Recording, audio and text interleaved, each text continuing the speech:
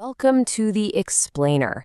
Today, we're diving into a fascinating economic paradox that actually determines the hidden forces shaping your daily bills.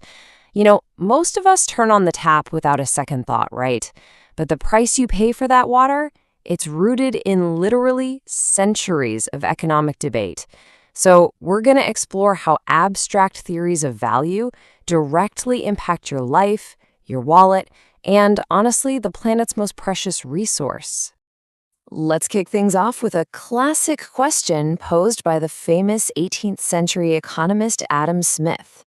Why is water, which is absolutely essential for our survival, so incredibly cheap, while totally useless diamonds cost an absolute fortune? It's a puzzle that stumped some of the greatest thinkers for generations. This really hits the nail on the head regarding the central tension of our explainer. Think about it. Water has immense, life-saving use value. We literally cannot live without it. Period. Yet, on the flip side, we have diamonds. They have almost zero practical use value. They're really just ornamentation, but they command an astronomically high market price. How on earth can the market reward something so useless and practically ignore something so vital? So here's our roadmap for today. We'll start with the diamond water paradox, move into decoding marginal utility, and then explore the water pricing paradox. Finally, we'll look at real-world water dilemmas and how to go about designing better water tariffs.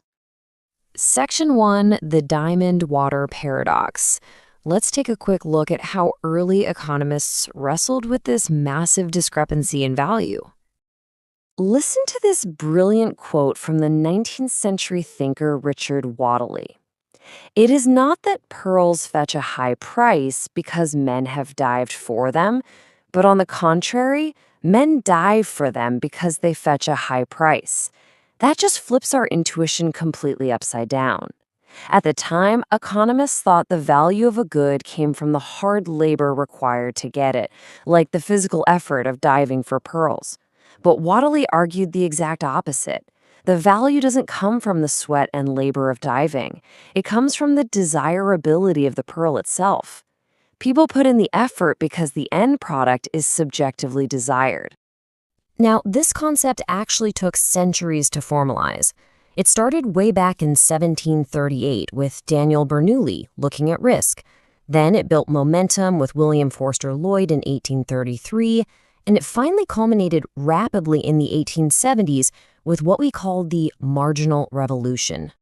Economists like Jevons, Menger, and Walras finally cracked that diamond water paradox, and it literally changed economics forever. Section 2, decoding marginal utility. This brings us right to the theoretical solution to our diamond water problem. This is the key that unlocks the whole mystery. Okay, the crucial point here is the definition of marginal utility. The utility or satisfaction gained from the least urgent possible use of an available good or service. To put it simply, we evaluate things not by their total usefulness to humanity, but by the usefulness of having just one extra unit, on the margin. Water is cheap because we have so much of it that the next gallon we use goes towards something relatively unimportant, like, say, watering the lawn. Diamonds, though, they're expensive because they're extremely rare, so that one marginal diamond adds a massive amount of subjective satisfaction. I absolutely love this classic example of the pioneer farmer. Imagine a guy with 5 sacks of grain. Sack 1, that's for his basic survival. 2, builds his strength. 3, feeds his chickens. 4 is used to make whiskey. And the 5th? Well, he uses that one just to feed his parrots for amusement. Now, if this farmer tragically loses one sack, he doesn't reduce all his activities by a 5th. No way. He simply starves the parrots. Sorry, Polly. And why?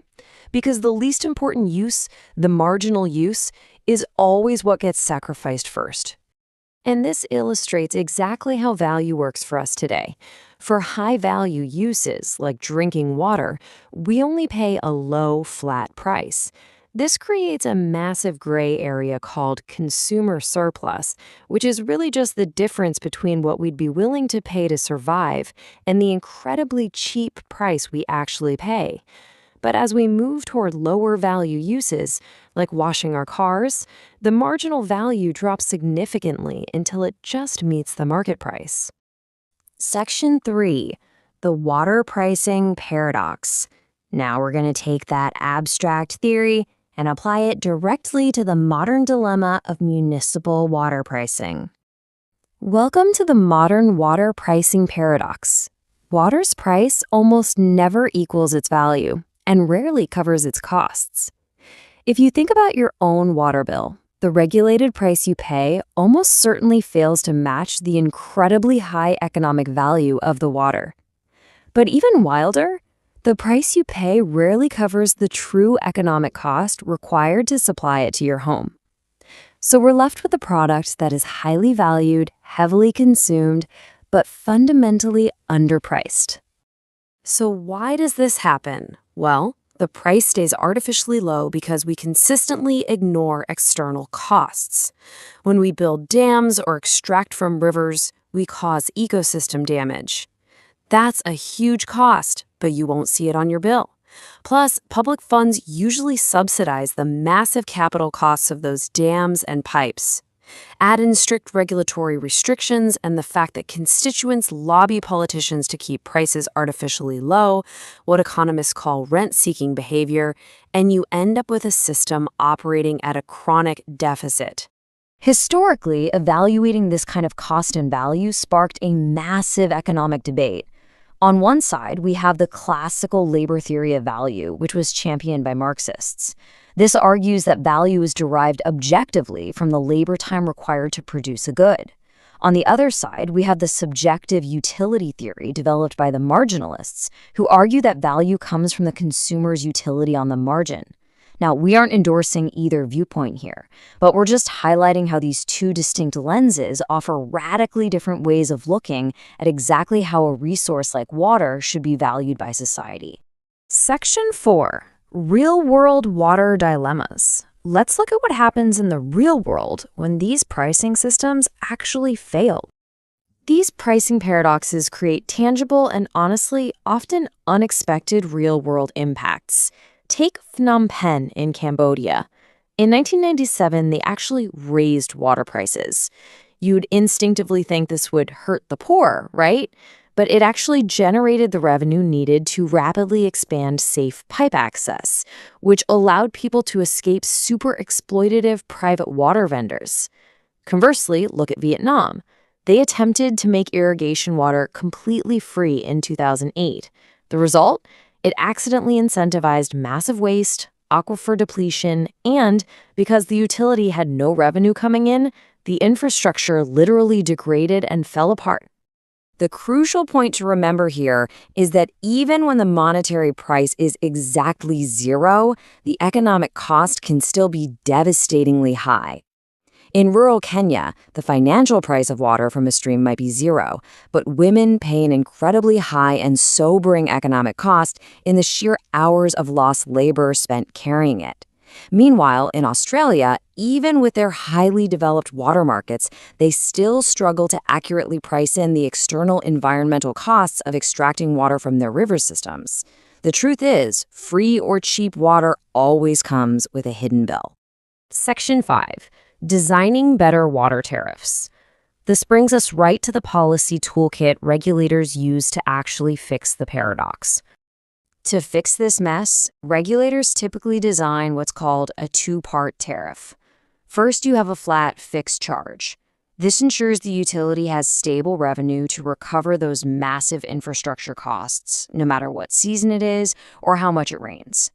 Second, you have a volumetric price, meaning you pay for what you actually use. This provides a crystal clear marginal incentive for you to conserve water. Combining these two elements is how we attempt to solve the pricing paradox. Regulators are walking an incredibly thin tightrope here. They're aiming for what economists call a JADE allocation. That stands for just, allocative, and dynamically efficient. Allocative efficiency means we're maximizing consumer surplus for the water we have right now. Dynamic efficiency means we're optimally pricing to prepare for the future, timing our infrastructure investments so we don't run dry. And the trick? All of this must be done while keeping the system just, meaning we protect vulnerable and low-income users. To actually pull this off, decision makers have to follow 4 normative criteria laid out by the economist Michael Hanneman. Step 1. Revenue absolutely must cover costs so the utility survives. Step 2. Prices have to be based on actual private and external environmental costs. Step 3. The tariff must provide genuine conservation price signals, so the more you use, the more you should pay on the margin. And finally, Step 4. Ensure transparent future user costs. Consumers absolutely need to know the impact of today's use on tomorrow's supply. As we wrap up the explainer today, I want to leave you with one final, provocative thought.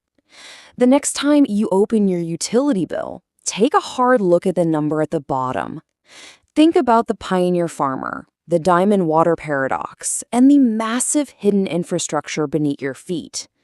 Does the price you pay for water truly reflect its cost to the planet? Thank you so much for exploring with us, and keep asking questions.